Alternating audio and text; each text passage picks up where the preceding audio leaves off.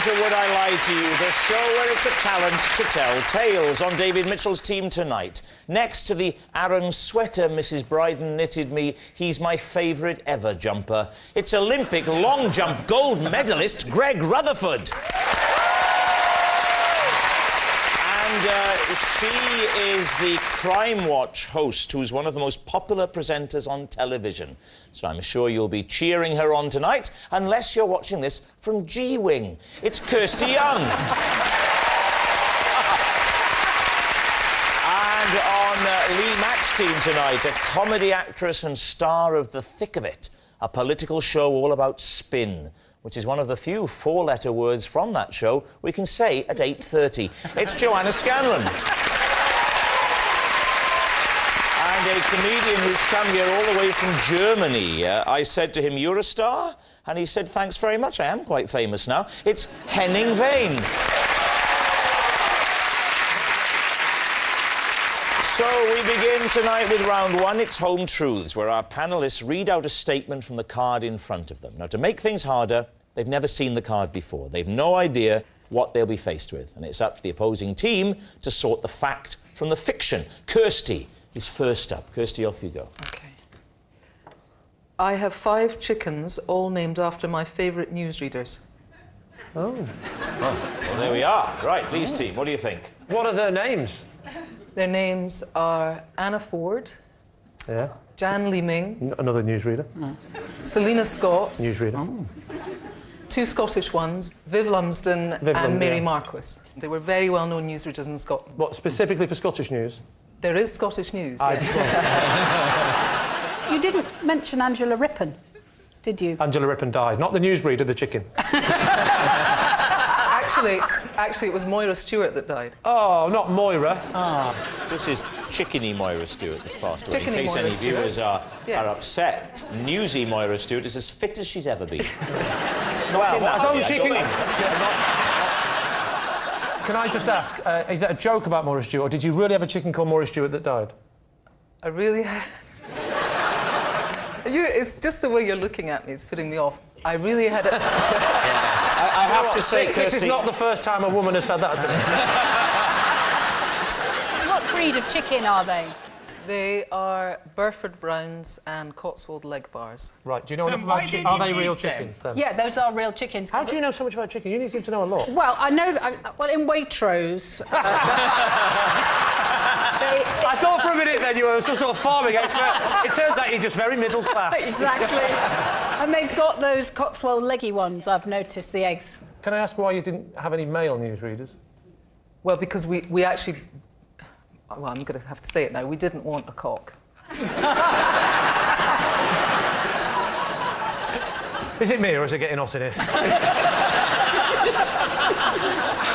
When you say they are your favourite newsreaders, how Can I just say, of all the people we've had on the show, you're the most... It sounds like you're actually interrogating.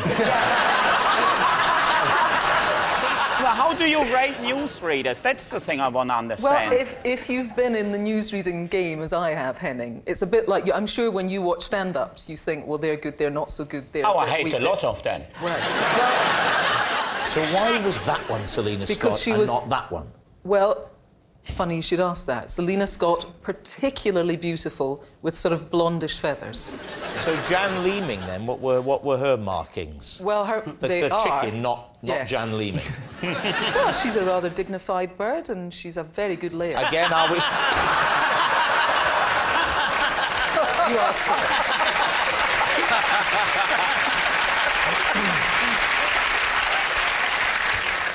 What do you think, Lee? Is she telling the truth? I'm not buying that. I don't think that's true. I think it's a lie. You think it's a lie?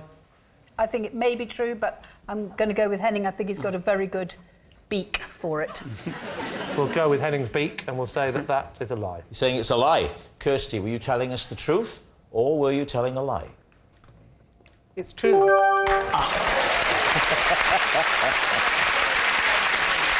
Yes, it was true all along. Kirsty does have 5 chickens named after newsreaders. Henning, it's your turn. For 3 weeks, I was listed as a missing person by Interpol. Wow! When did this happen? In the mid-90s. Where were you? Had you actually disappeared? Like... I was in Morocco. What were you doing there? I was on a bike ride in Spain. You were on a bike ride in Spain in Morocco. Can I have a moment to chat with my client?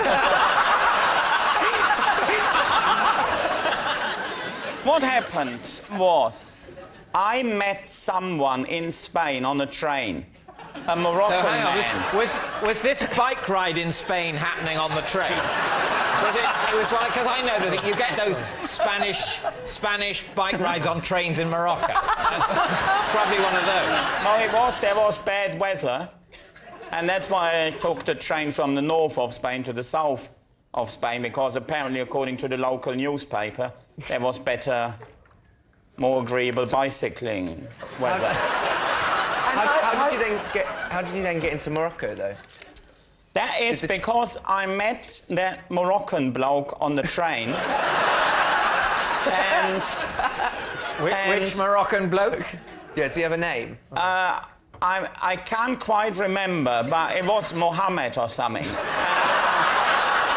Mohammed the Moroccan, you met on the train in Spain. He asked me if I wanted to join him to go to Morocco. And then I thought, well, I've never been outside Europe. In for penny, in for pound. So you were picked up by a strange Moroccan on a train and agreed to go back to Morocco with him. What's the worst that can happen? How did you find out that you were on the Interpol list? I realised only once I rang my parents, once I was back in Spain. And I rang my parents, and for them it was like someone found them from beyond the grave. So why didn't you ring your parents from Morocco? Because that man, that Mohammed, he You remember Mohammed, don't you? Yeah. He was the man on the train. The Moroccan on the train. Moroccan on the train who invited him back to his house. So Yeah. and then when I was staying with Mustafa and his family... From what port did you leave Spain and into which port did you enter Good Morocco? question. Well, we left Spain, if I remember correctly, from Algeciras and went over to Ceuta, which is one of the two Spanish enclaves in the north of Morocco. Good answer. I think you've just clutched victory from the jaws of defeat. How was it then resolved? How did you end up getting off of the list? Well, hang on a minute, we're jumping ahead here. Yeah. What the Yeah, hell he's did allowed you to in do that, Morocco? isn't he?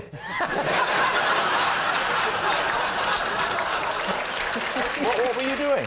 I was travelling with Mohammed. My client is getting mixed up because at passport control they said you must have a passport. And he's getting a bit mixed up with the names. I'm curious as to the fact that Interpol has a missing persons list. Yeah, no, what happened is my parents got involved and they got Interpol involved. Right. And I sent a few postcards, one of them, to my friend Mark. And on that postcard I wrote, I've joined the Foreign Legion. Probably see you never again, have a good life or something. And then, Mark, being a quite clever boy, thought, OK, with this postcard I can have a lot of fun. I go round Henning's parents and say them something along the lines of, Herr Wehn, Frau Wehn, you might be interested in this. Sorry, so your friend Mark Yes. used this postcard to mentally torture your parents? I'll make his parents think he's disappeared forever for a laugh. Where's German sense of humour?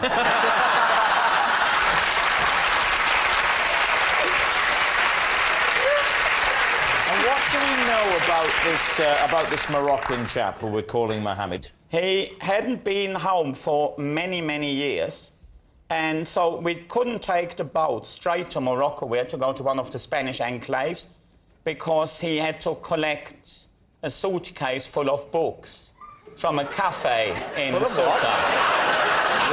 Why did he have a suitcase full of books? Because someone left them there for him. But why books? in a suitcase? Well, it was back in the mid-90s, people were still reading. So he went to a cafe in the Spanish enclave of Morocco Yes. to collect a suitcase which he told you was full of books. Well, I suppose a friend of his left them there. Yes, but I why? mean, you know what it sometimes is like, isn't it? Like, well, I can't quite think of an example. But if he could, it would be like that. Yeah. This Interpol list that you were on, can you just elaborate on how your parents got you onto it? Well, they rang the consulate, and they rang all Which sorts consulate? of... The German one. And, Which German consulate? well, the one in Morocco. They And didn't the ring one the in- police. They rang the German consulate in Morocco. Well, that's how you would go about it, wouldn't you? It's no I don't good know. ringing your local bobby. And what happens then with the list? Do you just... They have to tell Interpol, stop Yeah. looking for Henning. We Yeah, I found him. suppose so, yeah. Well, did they? For all My we know, they're parents are still quite- looking for you now. I'm safe! So what do you think, David? Does any of that have the ring of truth, or has he made all that up? What do you think, Kirsty? I think it's so odd and inconsistent and unlikely that it must be true. Yeah, that's what I'm leaning towards as well. Yeah. I think that as well. I think it's true. Henning, was that the truth, or were you telling a lie? Well, this story is true.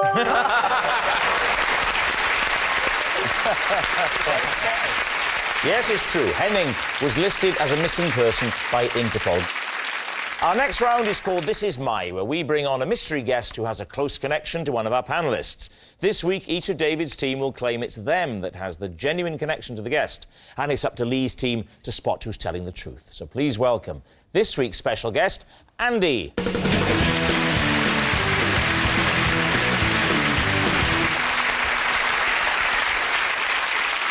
So, let's start with Kirsty. What is Andy to you? This is Andy. He played a handbag snatcher in a Crime Watch reconstruction. And we only got 9 calls, but every single one of those 9 calls said that Andy was actually the bag snatcher. Greg, what is Andy to you? This is Andy. I beat him in a speed eating competition where I ate more than 1 kilo of ribs. All right, David, what's your relationship with Andy? This is Andy. Last year, he gave me a surfing lesson, and he told me that he'd never seen a novice display such natural ability amongst the waves. So there we have it. Kirsty's Crime Watch culprit, Greg's rib-eating rival, or David's complimentary surf coach. Lee, where do you want to start? Definitely with David. Could you just show us the basic move? Because I had a surfing lesson once, and the first thing you learn is to go from lying to standing, don't you? Could you show us that move? The lying to standing move. You heard it. I can't really remember it. It was only one lesson. Where did you go for a surf? Near Newquay. Cornwall. So I'm not letting it go. Would you demonstrate the movement from...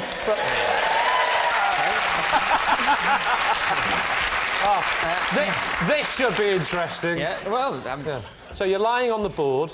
I'm helping you as much as I can. lying on the board. And watch the movement, ladies and gentlemen. Watch as he gets to the I'm stand. sort of paddling along. Nice. Oh, yeah. And then Paddling, you yeah. get up to your knees first. Oh, do you? And then, so I'm not on my knees Then now. I'm turn still a bit 90. shaky, though. Yeah, yeah. I'm a beginner, basically. But you're a natural. Already I'm showing promise. Do you? I'm- See, I haven't fallen in. You've not. And then... You're the only person I know that actually, when they were doing it, were dressed like that. Yeah.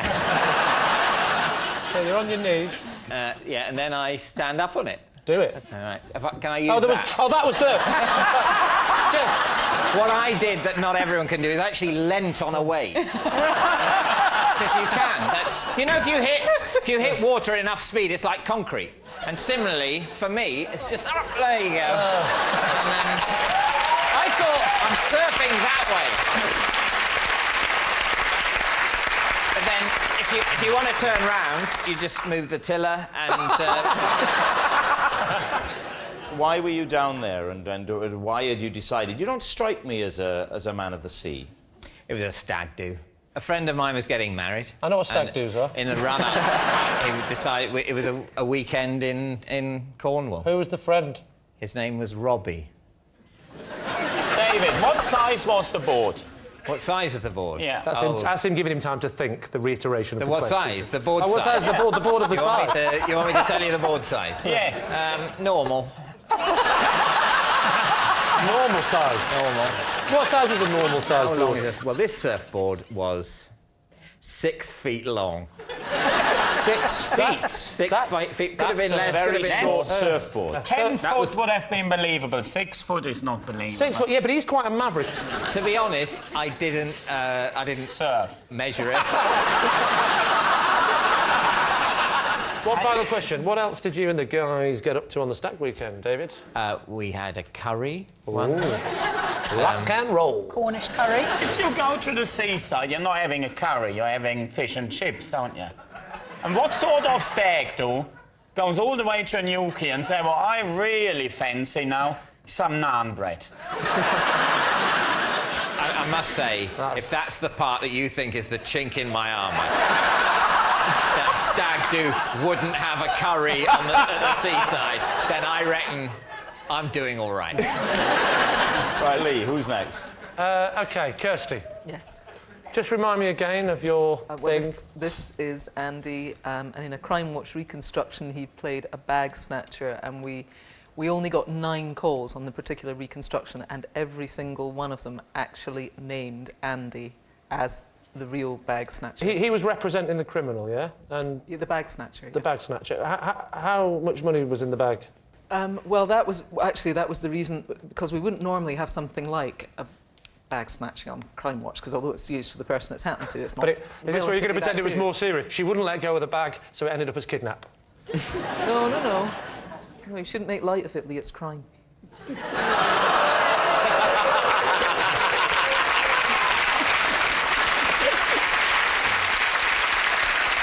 So Andy would be then an actor, would he? Yeah, Andy was an actor. Well, why did the 9 people bother to ring up and say, my friend Andy the actor is playing... No, they were people who had actually witnessed the crime, who phoned us and said that is the actual guy. He looked so like the person who perpetrated the crime. So you're telling me that people rang up the BBC and said, I think I know who did it. It's the person I've just seen doing it in the reconstruction. Yeah. What does that mean? What are you talking about? Just to be clear, Crime Watch has been going it'll be 25 years next year. This has never happened before. You don't say. I would go as far to say it's never happened at all. Was Andy subsequently arrested? Andy wasn't arrested. He wasn't arrested. No. He wasn't arrested, he's an actor! Of course he wasn't arrested! Get him now! Yes, get him quick! Right, what about Greg and his You think story? Greg did it? He would have got away. He would. So go on, Greg, remind us of your thing. This is Andy, and I beat him in a speed eating contest where I ate over a kilo of ribs. Where was this? At a training camp. Andy's an athlete, What's his event? the 100 metre hurdle, so it's over 10 He hurdles. runs over 110 metre hurdles. Well, Does that's- he use a ladder? If you're wondering what a kilo of ribs looks like, I'm your man, because look at these here, you see? Here we go. Oh. So that's a Oh, kilo it of ribs. smells. So that is a kilo of ribs. How long did it take you to eat this much ribs? I think, if I remember correctly, about 6 minutes. 6 minutes to eat all 6 that? minutes. Yeah. But how did you know whether you'd finished them or not? They weren't there anymore. Let's do it logically. OK, so let's... So let's assume there is 60 bits on the racks, Yeah? and you've eaten them all in 6 minutes, which works out as 6 seconds a thingy bob. 1, 2, 3, 4, 5, 6. That's doable. I think that Right. We need an answer. So, Lee's team is Andy, Kirsty's Crime Watch culprit, Greg's rib-eating rival, or David's complimentary surf coach. Andy does look like an athlete. Yeah. He does. He definitely. He well, really does yeah, but look like he an also athlete. looks a bit like a surfing dude, and dare I say, a minor criminal. I think it's Greg. OK, you think it's Greg? I don't think it's Kirsty. I think it's more likely Greg. I have 2 Gregs, so I will make that 3 Gregs. 3 Gregs, Okay, please. saying it's Greg. Andy, please reveal your true identity. So my name is Andy, and Greg did once beat me to eating a kilo of ribs. And it's not just any Andy. This is Andy Turner, who is indeed European and Commonwealth hurdling champion. Big thanks to Andy Turner, ladies and gentlemen. Which brings us to our final round, quick-fire lies. We start with... It's Lee. I have had to stop listening to a classic 1980s pop song because every time I play it, it makes my baby daughter cry. David and team. What is the song? I can't talk about it. It's Ultravox, Vienna. And how many times had you played it and she cried before you decided, oh, hang on, no, this is definitely a trend? It happened 3 times randomly, and on the 3rd time I thought, this has got to be... That's not a coincidence now, because she seems to be doing it at the same point. Which bit? Well, it starts off quite slow. It goes... We'll be here all night if I do this. and then suddenly, he goes, the feeling is gone... And then she started crying her eyes out, and I thought, that's coincidence. So I tried it once, finally, just to test it. So after the 3rd time, you decided, OK, I'm spotting a trend, and then you played it a 4th time. 4th time. I even filmed it. I thought I'll film the evidence. Yeah. How loud was the track when you were playing it? 'Cause it seems as if Piercingly it went loud from that would a- make a baby cry, because I really wanted to prove my point on the 4th one. So what are you thinking, David? Greg, what do you think? I don't know. I haven't had any children of my own, so I don't know whether or not they just hate one track like that. You but- should get one, because then they'll get a sandpit and you'll be happy. I think it's true. I think it's a lie. Really? I think it's true, because I think the pitch of the music, I think it is the kind of thing that could disturb a little baby. Well, I'm going to go with Kirsty. I think it's true. You think it's true? Yeah. OK. Lee, were you telling the truth, or was it a lie? It is, in fact, true. It is true. And, rather excitingly, we can prove it. I did film it. I felt terrible. I did it once. It's never been played again. Played a OK, BT. so here it is. So I'm going to play this once, and we'll never do this again. All right, Millie, promise you we'll never do this again.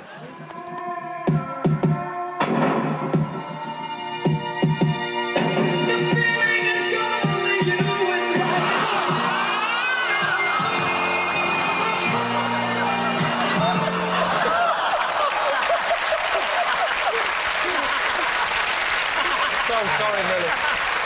That's the bizarrest thing. I think you'll agree, ladies and gentlemen. Now that's light entertainment. It makes me so angry because they wouldn't show the clip of me attacking my mother with a taser. I thought it was really funny. Yes, it's true. There is nothing that Lee will not do for a laugh. Next. It's me. Right. I was recently bounced off a bouncy castle whilst trying to prevent a bouncident. What's a bouncident? It's an incident involving a bounce, and you put the two together to create bouncident. Surely So it's a derivative of accident, not incident. Well, obviously, an accident is an incident, and a bouncident is an incident. Was this bouncident an accident? It was a bouncident waiting to happen. How did you go about preventing the bouncident that might or might not have happened? I'll tell you everything. Let me set the scene for you. It's early summer, It was the birthday party of a small child. Was you invited or just turned up? Look, let's be clear. There's a children's party in a church hall. Yeah. I'm attending because it's the party of my nephew. Yeah. And there's a bouncy castle. Whoa, in the church hall? I know, I've never Indoors? seen Yes, that. yes. An indoor bouncy castle? Indoors? Yes. How big No, was there it? wasn't. No, there... How did they get it in the door? That's a fire hazard. I'm not an idiot. How did they get it in the door? We've got him. No, I'm sorry, church hall, is that where the service is being held? No. This is That's the usual. adjacent this is building. Church Hall was our Prime Minister during the war.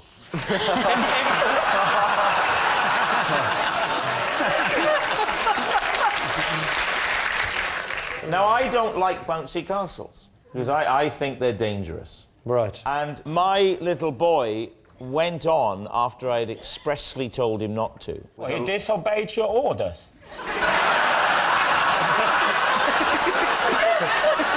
Worst father I've ever, most incompetent father.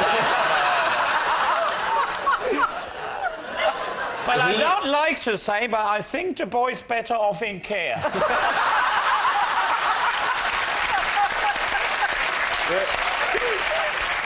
Hey, this is very upsetting. He clambered on, unbeknownst to me. Yeah. And he's going back and forth. So I get on and I get my little boy, George, who is not even 2, and I pick him up. Right. Okay? And I'm trying now to hold my little boy whilst being bounced by these evil children. My wife is stood on terra firma, and as I'm coming off the bouncy castle, a particularly hefty child bounces, sending me up. Holding my son, I hurtle through the air. Luckily, I come to my feet like Spider-Man, but the impetus is too much. I surge forward and headbutt my wife, thus having the bouncident that I was trying to avoid. So, what are you going to say, Lee? What do we think? Yes, I think it's You true. think it's true? If a 2-year-old had clambered on, you might well go and get your 2-year-old off. I think that's true. Well, then I must say true. You say true. David's team? Well, we'll say it's a lie. You're saying it's a lie. Yeah. You say it's true. Well, it's actually true. Tension mounts. Yes, it's true. I was recently bounced off a bouncy castle while trying to prevent a bouncident. That noise signals time is up. It's the end of the show, and I can reveal that David's team have won by 3 points to 2. Okay. 2 up. But of course, it's not just a team game. My individual liar of the week this week is Henning Vane. Yes, Henning Vane. It was a close run thing, but he won on penalties. Good night. Next, Miranda's having such fun on holiday in the hotel just down the road. At least the postcard will arrive. Then it's either Agnes or the family dog. One of them's going into a home. Next is Brand's Boys at 9:30 on BBC One. And the news is always good over on BBC Three with extra bits. Russell Howard's waiting right now.